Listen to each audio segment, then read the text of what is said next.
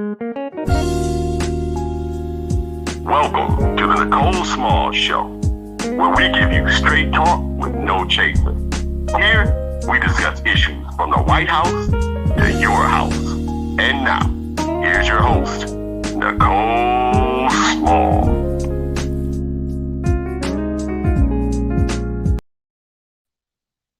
Good morning. Welcome to the Nicole Small Show. First, I definitely want to say condolences to Judge Denise Hood and Pastor Nicholas Hood. They lost Steve Hood last week, but also to the family and to our sister Dawn Wilson Clark on the loss of her husband, Jonathan. That is just, woo. My heart goes out to her. They were definitely a tight-knit couple. So I pray for, her healing. And I know this is really, really rough. So let's keep her uplifted in prayer. And Dawn, we're definitely praying for you. So wanted to talk today about some observations that I've been having, especially during this campaign. One of them is we always talk about, what's the divide in our community. And of course, we have an economic divide. In this city, we definitely have, in this country, we have a racial divide. But, it's really disheartening to see how many people just don't give a damn. They just really and truly don't. One conversation yesterday that I had while canvassing and talking to voters, this man said, well, I retired. I got 2 different pensions. He was like, all I care about is watching is my grandkids. I said, well, don't you want to make sure they have a future? Well, they gonna be all right because they went to school. I said, says who? And so it was someone else sitting next to him, couple of his friends, and they were like, that ain't guaranteed. I said, definitely not in this world. It's a lot of people with education, especially in this city, who have not been afforded even the opportunities to take advantage of some of these, good paying jobs. Well, I don't care, I vote. I said, wow. And it just kind of hits you. But when you think about it, that's the attitude of a lot of people. They don't care about anybody but themselves because they have their own. I said, so you don't care if they had some of the same opportunities that you had? And he went on and he said, well, because the problem is these young men, they just want to watch TV and they want to emulate what they see on videos and smoke weed all day. I used to go to work. I had 2 jobs. I said, well, at that point in time, all you had to do was go and apply for a job and you would get a job. It's a different day and time now. I'm not saying that people can't work. That's not what I'm saying. But what I'm talking about is that in this city, you definitely have an administration. Because let me back up and give you a little bit more background.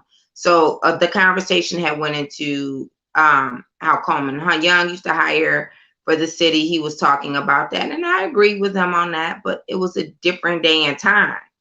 So we don't have an administration full of representation that looks like the majority of residents in the city of Detroit.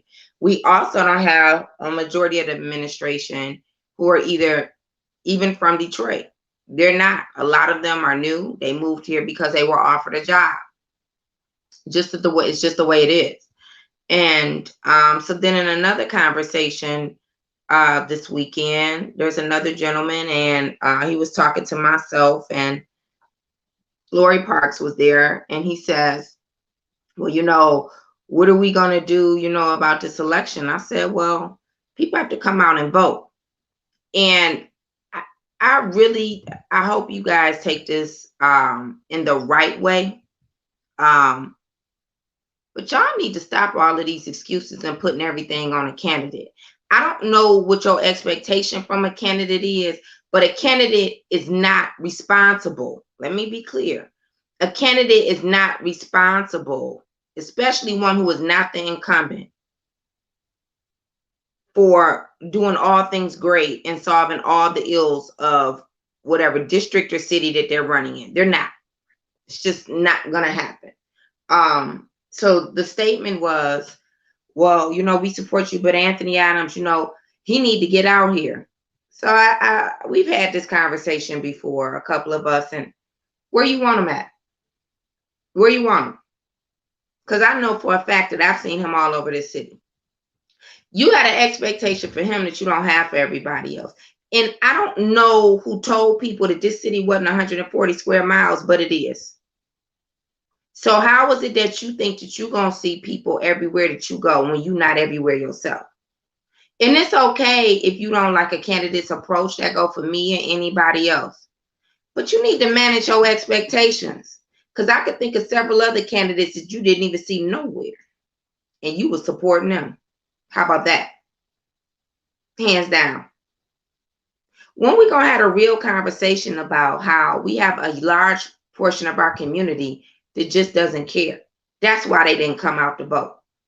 There is a good portion of them that were not educated and engaged about voting, but we got a huge proportion that just don't care. Some didn't receive absentee ballots. I'm not talking about those people. I'm talking about those that don't care. Why is it that we constantly ignore that is having an impact on the quality of life that we're living? They don't care. They would rather go sit in line or stand in line for 3, 4, 5 hours to get a couple $100 on a bridge card than to try to vote to change the circumstances and to get leadership in who would try to help provide them with resources out of that predicament. Or you still might have to get, food stamps. I'm not knocking that. But why you got to go stand in line that long? I think something is wrong with that. I do. I think something is wrong with having people, you got to stand in line that long. If the system knows that this many people are in a crisis where you just going to open up the floodgates for anybody to go and get a bridge card, then I think that you also need to take a look at what other resources are lacking in the community. So why don't we focus on improving our overall quality of life more than just a temporary solution? That's my point. So some people don't care. And I got a news flash for you.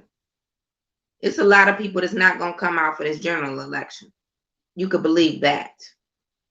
And it's because we've allowed another system to use us and to bait us into dictating what's important for our quality of life. They told you, a system of people told you, you must come out and vote to get rid of Donald Trump. You must do that in order to support President Biden and Vice President Harris. And you don't hear one word for them about how you must come out and vote for this local election. They used you to attain a goal for a national level, and now it's crickets for one of the most important races because all politics is local. This is the person who represents you in your own backyard.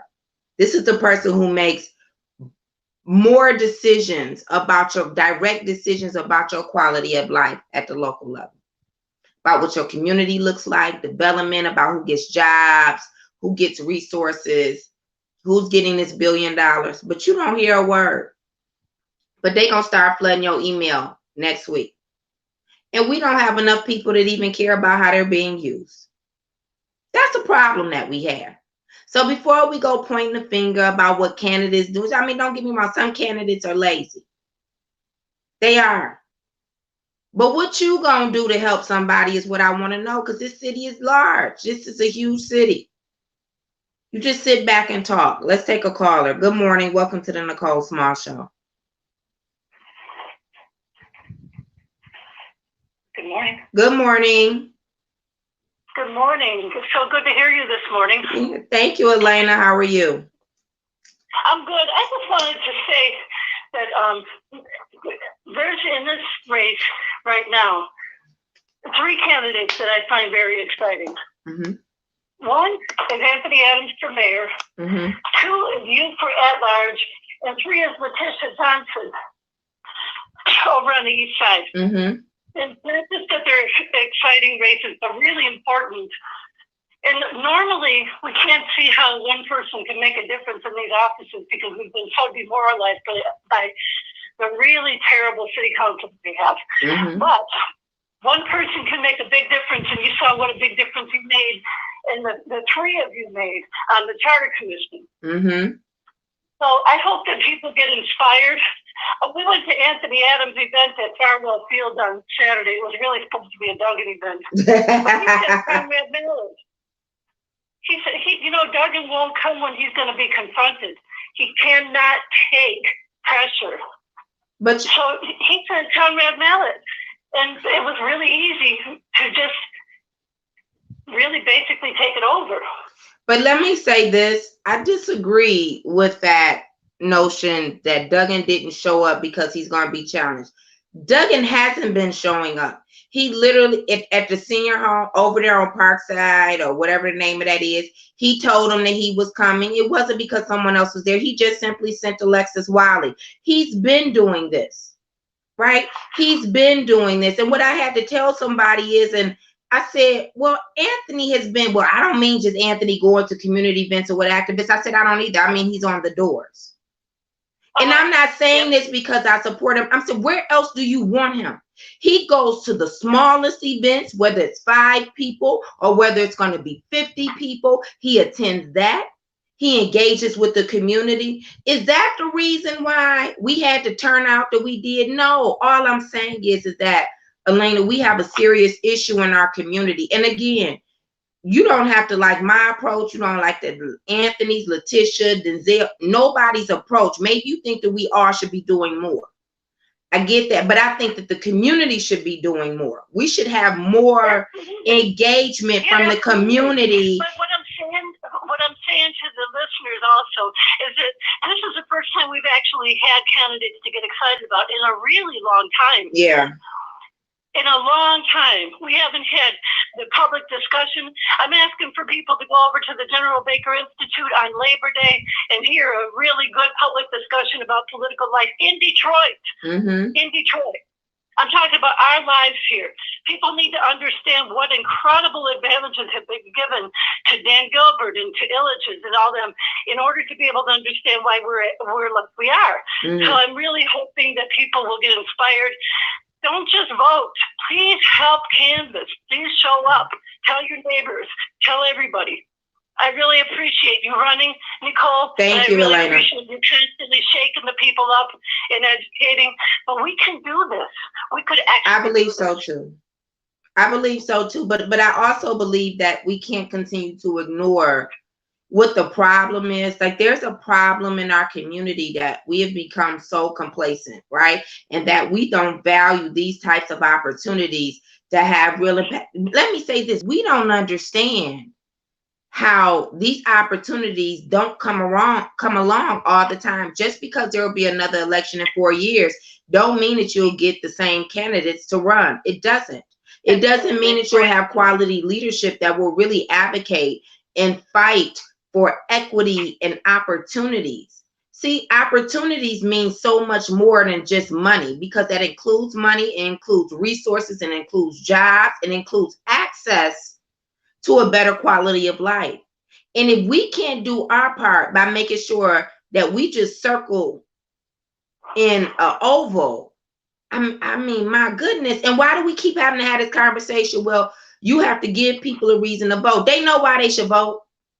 What is this stuff about? Oh, well, you have to motivate people. I said, wait a minute. You want us to educate, motivate, and then pull them to the polls. I get it. There is something to be said about being inspired by a candidate. I do agree with that. But is it really our responsibility to like hand walk people to the polls? I don't agree with that. I believe that that's too much on one candidate or even on a couple of candidates. I think that should be a community effort. And I don't just mean registering people to vote, having this serious conversation about how they need to vote. And right now what we're doing is we're allowing organizations like NAACP and Fannie Lou to take the lead out here. And you know what direction they're going to lead the people on voting. Yeah. So that's the dangerous part. And the other thing I want to say real quick is if we don't get a new city clerk, we're never going to win any Well, it's that part. We keep talking about that. Well, we have a candidate for city clerk, Denzel. Yeah. Vote against Winfrey, please. Vote And- against Winfrey. She is Duggan's ace in the hole every single time. Well, if we only get 20% to come out, we're in trouble. Just think about it. If we get a 10% increase in the general election, that's still not 25% of the vote. That's all that I'm saying. If we only get a 10% increase from the primary, that's still not 25% of the vote. It's less than 25% of the vote. That is so dangerous. There's a lot of things that have to be done in order for people to even know that there's an election too, because they're trying to hide that. So where is our pressure on the Secretary of State to make sure that the city clerk sends out those election connection letters? Okay. Because I just keep wondering. She sits right over there in the city of Detroit. Yeah. I mean, is there a conversation about applying pressure to let her know that this is the reason why we had these outcomes? She's the Secretary of State. My goodness, she went and hustled up grant money for this presidential election, right? She went and she did all type of. She had her deputy Secretary of State director Hester Wheeler to do all types of roundtables about how important it was. I mean, he was on every call. She was on the news. You know that she wants Duggan to win. She wants the same council members to win. Okay, but what I'm saying is it shouldn't matter what she wants. It should matter about what we demand, and we're not demanding anything. I don't give a damn about what she wants. Well, I want to be worth $32.7 billion like Dan Gilbert, but I'm just sitting over here wanting it. Okay, that shouldn't matter. Okay. I would like to see us have that conversation, though. I would. On the Secretary of State. Yes, I think that we should approach that. We need to find out where's that same energy that she had last year. We need her to apply that same energy this year to the local election, and then that's going to be the same energy she has next year when she runs. I just do. Well, good. Somebody in the meantime, anybody who's good at the research, see how much money she got from DTE. Ooh, okay now, Elena. Okay. Thank you. Great point. Well, I don't know how much money the Secretary of State Jocelyn Benson received from DTE, but I don't know how much longer we can afford to spin our wheels in the same way. And I know that there are some millennials who are they're disappointed in their own peers for not showing up to vote. But trust me, I get it, y'all. I think we all had a failure, a failed effort in our peers. Even the seniors are a little different because we're finding so many of them didn't even receive their absentee ballots. So there that part is, right? But we only 14% came out to vote. That's a lot of people who don't care. They just don't care. Is this the path that we're going to continue on? We have I just can't even fathom if we can't even get 25% out for the general election. That would be a real nasty look. That's, because what's going to happen is every time we ask for something, and I'm not saying that it's right? I'm not saying that it's right. But every time we demand, so they're going to say, well, you don't care. The people don't vote. That's really what they're saying. They, especially now that we proved them right, that we don't come out and vote all the time. We don't come out and vote for our best interests. And I know that there are so many young people who are consistently involved. And so I don't want to knock them or diminish their effort or their energy. But that's the way that it looks when we get the results, right? And we don't see a huge turnout for them. And I don't think that that's what we want to do. We don't want to knock the future in our younger generation and dismiss them and just say that they don't vote. Like, something needs to shift. There needs to be a shift and a change. But I know that there is just something simmering where people, they don't care. They simply don't care. And what you have is they're just picking candidates who they think, you know what I mean, know what they're talking about. They feeding them a couple of lines that are incorrect. You know, these people aren't even studying their role. And that's disappointing. Considering what we have at stake right now, considering that you have an agenda and a strategy in place to literally dismantle our community so they can put it back together the way that this system of oppression wants to see it. Because it's a group of people who are simply here just to oppress our communities across the city so they can take advantage of them and get what they want. I mean, the plan has worked for hundreds of years. That's what they do. And then just because the people who originated it have died off, one thing they do is that they produce more and they train them up to do the same thing. And so I think that we need to do a better job of training our people up to value their opportunity, to value their democracy and constitutional rights. I'm not talking about you being a Democrat or a Republican. I'm saying, my goodness, where are you? How don't you care? We just coming out of a pandemic. We just had $92 million on the table last year, and they didn't even give you a nary penny. And it was meant for you. We just had $1 billion on the table.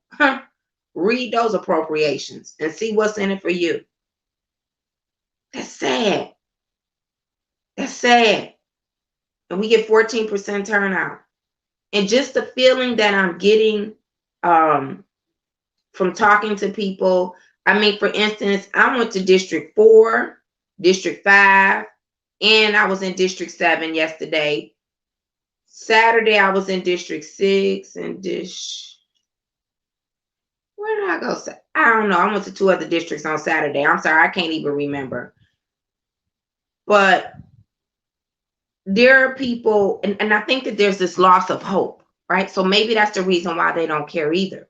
It's because well, what are you going to do for me? Which I always agree with that question. You should be asking, what am I going to do for you? Like, as a community, I agree with that. That's what people want to know. What you going to do for me? You know, what's going to make it better? But if you think somebody's not going to make it better, you should still vote. I believe you should still vote. I don't care if you got to write in Harriet Tubman or whoever for some of these, but you need to go and vote. But if we continue along this path, I am here to tell you, you don't have a mayor, you don't have an administration that is even promoting this election already. They're still not promoting this election. And you look at what they're doing to you. You got people drag racing. I just want you to, and you got some people been waiting on a speed hump since before the pandemic. Do you see how I keep telling y'all, you told them that you wanted them to change the light bulb, and then they took the whole doggone light pole out and they gave you less lighting. This is what we allow to happen. And people applaud that. You will hear people post on Facebook how happy they are to get speed humps and everything. And I think, why are you happy about that when you should be getting more? Why is that? Do you not understand how much money we have on the table in this city? I keep telling you, this makes no sense. And maybe you just care because it's just on your block. That does not solve the problem. Some things have to be done, don't get me wrong, with limited resources. I do understand, to improve certain conditions. That is valid. There are other things that are being done just to really pacify you. And that's where you should have the problem. But some people don't care. Some people don't know, but some people really don't care. And are we going to continue to have a huge portion of our communities that don't care? If they do, I think we all need to reevaluate what we're doing and what we want to see in this city and what our purpose is. Do we serve a real purpose in this city if people aren't going to care? Nobody during this pandemic, what they did was they stopped water shutoffs, okay? They didn't improve your access to quality, clean, safe, affordable water. They still haven't done that. And we are almost a year out. But now it's silent because they just stopped shutting the water off. What the hell? Huh? How was that? How is it that they're not giving you any relief for your overtaxing you on property taxes, and it's just a moratorium right now, and that's okay? Then what you gonna do when the floodgates break open in 2022, which we're in August, people? We're less than 6 months away from the new year. Do you think you don't deserve any better, or either they just don't care? They just don't care. And so when I speak to Black men who are over 60 and that's their attitude, I know that's a big part of the problem. When I speak to seasoned women who are like, this is my favorite, right? This is my favorite part. When people say the whole city council need to go and they glad that somebody else running, but they like Duggan. I be thinking, who do you think enables and approves the behavior and the outcomes of the city? It's the city council. And people are dead serious about that. You get so many people saying that they want the whole city council. They want the whole city council. All of them need to go. They don't do nothing. But you know, we could keep that Mayor Mike Duggan. How you come to that conclusion? And they are so serious about it. I have to laugh because I'm like, man, I'm missing something, right? I am literally missing something. I don't know if I don't think they understand how government works. Like, a lot of this stuff is brought to them by the mayor, the executive branch. And granted, they will rubber stamp it. I'm not saying that they don't, but they're rubber stamping what he's proposing, or what he or she, or they in the future, is proposing. That's how this works. And I just would expect for people who have been around, especially been voting in the city before Coleman Young was the mayor, right? Before Dennis Archer, before all of them, you've been voting this whole time. I would expect you to know that, but I need to manage my expectations. So I don't know if we're not getting the messaging across as well for them to understand that part. But people dead serious about that. They'll tell you in a minute. Whole city council needs to go. And I mean, this is in all different types of areas. So you know how I am about that. It's one thing when you have one particular community, you like, okay, well, maybe I would expect them to say that because you kind of understand like what their position is on certain things. But when you start getting this from different communities, different economic classes, there's something going on there. And that's what they want. They want a whole new council, some of them, and they want to keep the mayor. Now, there are some who want a whole new council and they want a new mayor, but I find that interesting. And then you have to remember, like, who are they influencing in their communities or in their households to have the same mindset, if anybody? Because you know what I find strange? If we had 70,000 people to come out and vote, the 70,000 people came out and voted, and you figure a good probably 70% of them were senior. Why your kids and grandkids wasn't out here voting? Each and every one of them. I've never seen so many options. Maybe they don't care. That's why I'm telling you. Maybe they don't care either, except for they just think that as long as they vote, that's good enough. Maybe they don't care either. Somebody not caring around here. And that's some of the response that I'm getting, not from everybody, but from too many. And I'm concerned about that. Because again, if I'm seeing that people don't care, I know those who don't want the best for us, they know it already, and they're taking advantage of it. We have elections that are being severely suppressed, right? Severely suppressed, but you don't have the outrage because it's not being led by white national organizations. But the voter suppression is significantly impacting 90% of Black and brown people. That's what's happening. The impact on voter suppression here in the city is on Black and brown people, but you don't have as much of an outrage as a whole because you don't have white national organizations telling you that you should be outraged. So just think about that. You waiting on them to tell you? This is something that you should know for yourself, unless you don't care. Let me tell you what happens to a community that doesn't care. You have your land stolen from you. You have your businesses stolen from you. You have opportunities stolen from you. You have an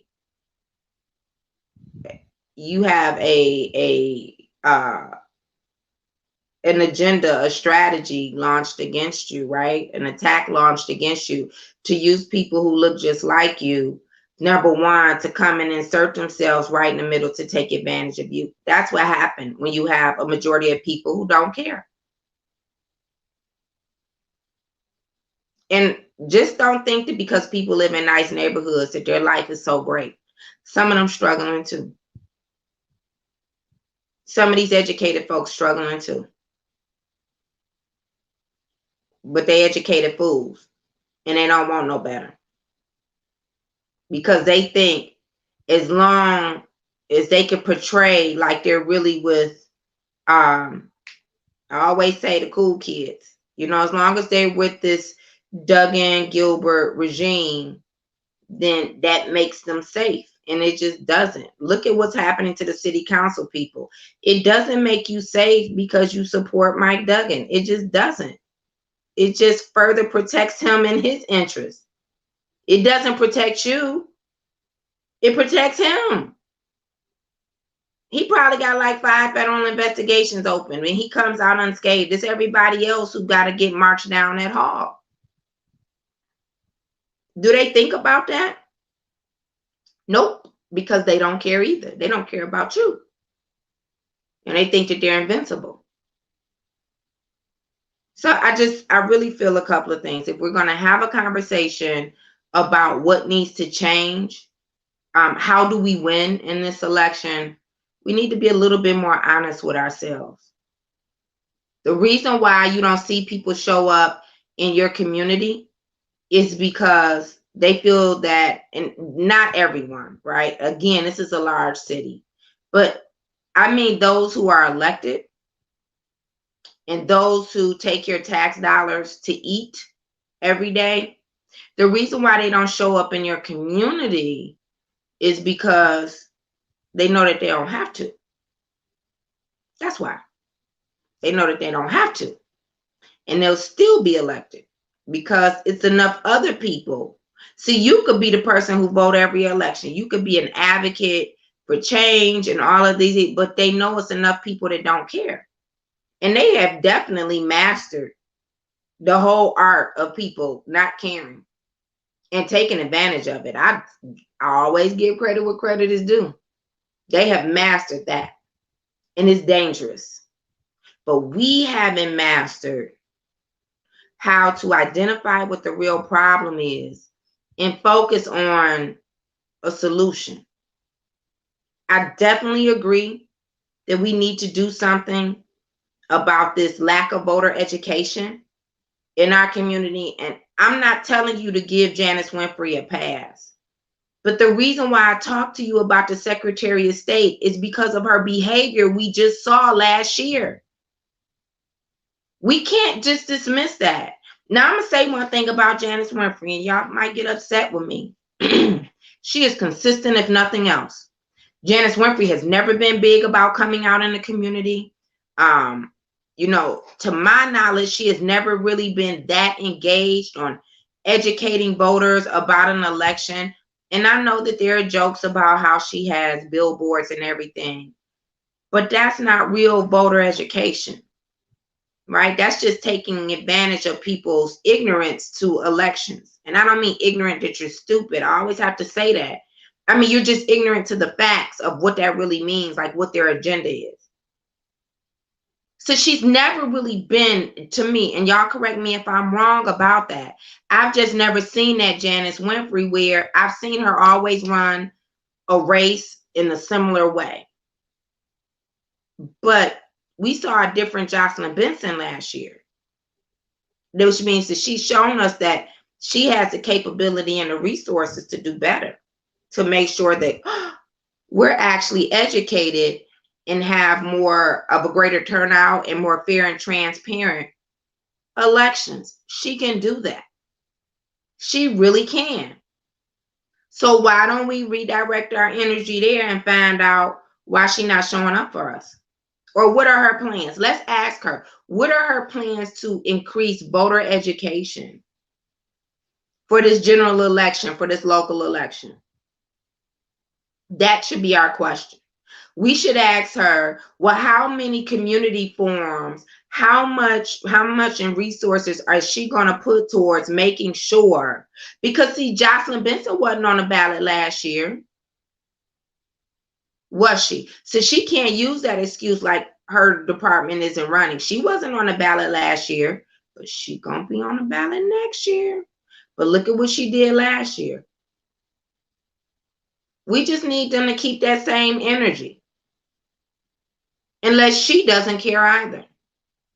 And I would hope, being the Secretary of State, and after all of the great things that she said that she wanted to better the elections, and she claims to include the city of Detroit, that we would see that type of response from her.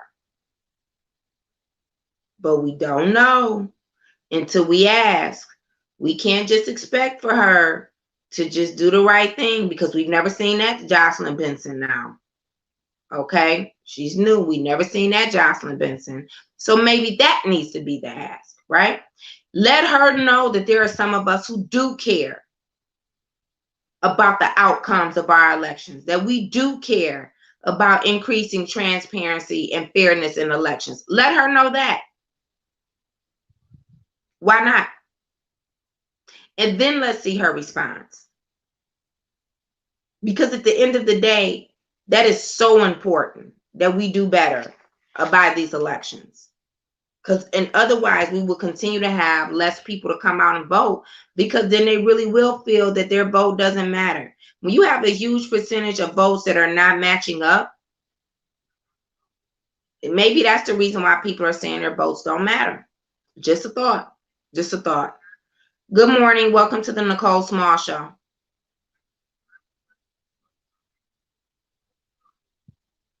Hello?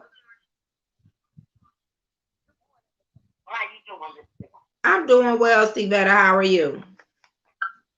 You know, the thing is that I just want to tell you, when you're talking about, I'm doing fine. I just want to tell you that this is by design, that you know, they haven't they don't talk about the election. This is not the this is to keep people, especially Detroiters, in the dark. Over the weekend, a friend of mine even started out Friday about her block club Thursday, and how a dozen and the District 2 person came out, Kim Canyon, telling them, and even our district person came out to tell us that people could have help with their trash, taking out their trash. I was so mad. I told her, I said, I guess I hadn't heard from her all weekend. I told her, first of all, I said, this has been on the book. When the hell you been? I said, these are ordinances that's been on the book for years. I said, see, people like you just vote and listen at the bullshit when they come to, excuse me, when they come to your meetings and stuff. If you look at ordinance that you should make Janice Winfrey publish and send these books out, because I said it's in her budget. All of that is in there. This ain't nothing new. bullshit. Yeah. And we stop it. Stop it. And that's the thing. He ain't gonna never come to your neighborhood. None of them. Mm-hmm. You know, even just like yesterday, there's a funny thing on the Mildred Gaddis show. She talked about the spineless nine, and she talked about one individual. See, she lied to her. You can't lie to people, especially people that got a voice. And like you all on the radio, she never showed up, never gave her an excuse this last time. That was the wrong thing, but she never showed up anything. Mm-hmm. She's showing us that she don't care about people. You know, it's just that if she do mailing and some folks talk about her, what we need to do is show her, yeah, we don't care about you, and do not vote for Janine Ayers. If she can't come to the community and show her face, well, we can go to the poll and vote that wrong right on out the door. That's what we do. That's by our design. That's by our design. Well, you know what? All of a sudden, you're gonna come out and people see you, and one lady told him, they hadn't seen him. No, that's because you all don't demand these people to be seen. No. You just keep going forward. They don't even know how they vote. They don't even know how city council votes because the system has made sure that they withhold that information and make it more difficult as well. You know, like that's a whole nother issue. The system has done a fine job at that too. But you know what, we have to have somebody in some of these communities who are keeping track of it, right? Right. And this is why we need an at-large person who will share information. Like I want to share the information. You do what you want to do. I can't make you stop supporting somebody. I can't make you vote a certain way, but you can't say that you didn't know. That's my thing. You won't be able to say that you didn't know. And that's the main thing. See, that's the main thing. Mm-hmm. You know, get the information out, you know, and tell people. And I know you going out and we going out, and that's why I'm putting it on my Facebook and even telling people to make sure you vote for Nicole, vote for Anthony Adams, vote for people that live in your community that's going to respect your community. That's accessible. No, that's accessible to the community. Let's make sure they're accessible to the people in the community. This whole I can hide into the election, or I could just peek my head out the door every now and then during the election. I've never seen so many people fall for this. But you know what? A lady told me the other day, she was a senior. She asked me about a district race, and I said, she mentioned somebody's name. She mentioned this guy's name, and I said, well, I'm not even about to get into that. She was like, well, can you go back to that statement?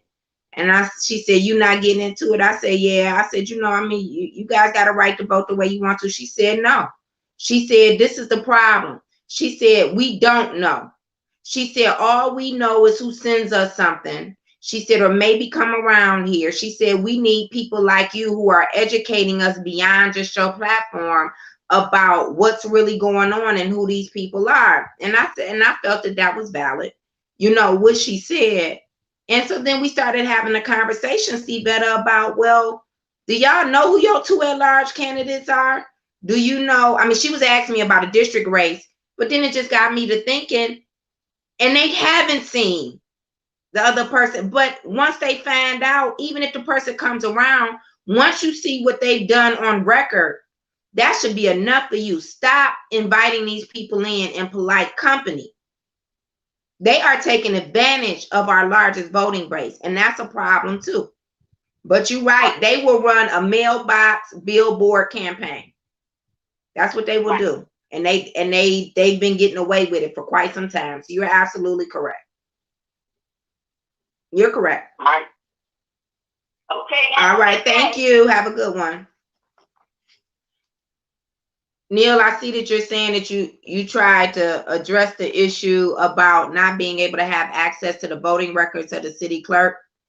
I mean, of the city council, and it is managed by the clerk's office. You don't even have a mayor that addresses that issue. You don't. This is just absurd. The fact that we can't even have access for people who you paying $90,000 a year with, well, 80-some thousand dollars a year with a free car and everything. You can't even have access to how they vote. Does the clerk get a car too? I know I see her with security, Janice Winfrey, like the police will be with her, and she's even. Does the city clerk get a car? Maybe. She definitely, well, the clerk, he or she definitely gets security. I'm wondering now, do they get a clerk? But however, whatever, it shouldn't be that difficult. If they did an Excel spreadsheet every time it was a city council meeting, upload it. I mean, come on now. Come on. And it should be something that flash across the screen that show you how somebody has voted. You know how you raise your hand on Zoom? They need to be showing how somebody voted on the screen in real time. And why is it that they never post the motion? What about that? They don't even want you to know what they voting on. You know, this is the saddest mess I've ever seen in my life. And we still tolerate it. We still tolerate it. Too many of our people do. It's not enough of us who are fighting back against that and demanding better. See, it's not that they don't have the capability to do it. It's that they absolutely refuse to do it. They just not going to tell you how city council voted unless they send you through all of these obstacles. What about that? And they know that they're making it difficult. The lies that are being told to you in your face by incumbents and these new candidates. Some people don't know no better, but then the other ones just don't care. Where's the solution to that? The fact that you got, we call for investigations around the abuse of power in our funds, even at the executive branch level. And it's like a 2-second news story. Yet and still, you have city council people in the news for weeks on end. How does that work? How does that work? I didn't know it was certain crimes for the mayor and other crimes for the city council. How does that work? How is that acceptable? It's really not. And we can't fight every battle. I really get that. We can't fight every battle. But what do you want? Like, can we ever, and we talked about this before, can we prioritize what our needs are, like what our demands are, and follow through? Because the response that we received from DTE, that didn't sit right with me. When they stop sending somebody down just to BS us, I always thought they sent a representative down. They so bold and brazen, they not even gonna send anybody down. They had instructed the security not to even call to send somebody down, which means they knew we were there and they had zero intentions on addressing our concern. This is the city that we live in. These are the circumstances that we are living under. And I know it may sound like a small thing to you, but understand how it all fits together and how it's all by design. How sad is that? And the reason why they take that approach is because you don't have leadership demanding any better for you. Nobody should have to go down there. They should already know that this type of poor service is not going to be tolerated. But that's not the conversation at the table. The actual conversation at the table is, hey, how much money can you give me from my campaign coffer? Okay, when you give me that, I'll be silent. You're still paying a drainage fee for water that's not being drained. You still paying for electricity, which some months you only have 50% operating or 75% operating, and they only want to give you a $25 credit. You still have a city council and the mayor who's giving away a vast majority of money and resources to corporations who are already rich. and overlooking your needs. Not what you want, your needs. Yeah. That's the situation that we're living in. And if we don't get more people to understand that and more people to care about that, I just find it, I think that we'll find ourselves in those next 4 years, if we don't have change, basically begging to go back to the last 8 years. Because what they have in store, it is really not going to be pretty. And I think it's going to be far worse. I really and truly do. I think that if Duggan is reelected, he's going to be the treacherous leader that he is. I think that you're going to have a city council who will be emboldened to continue to overlook the needs of their constituents and say, screw you, and tell you that, well, where are they going to get the money from? Because the only place they know where the money comes from is the corporations, to give back to corporations. That's what I think is going to happen. And I think that it's going to be done with such vigor that I don't know if we have enough of us activated to stop it. That's what I'm really concerned about. I don't know if it's enough of us who are already actively and activated to be involved to stop it. And even if we are actively involved, are we organized? Because lack of organization is a big issue as well. And that organizational part includes having resources that we can tap into that are readily available. That means having people that we can tap into in different aspects of this city, right? That we could call on immediately. You know, we can't keep starting at ground zero. Every time they drop an atomic bomb on our doorstep, we can't. It's a waste of time. It is an absolute waste of time. And I don't know how much energy we have collectively that we can keep using up people's energy like that. I don't. I really and truly don't. So I have to do a short, what am I doing?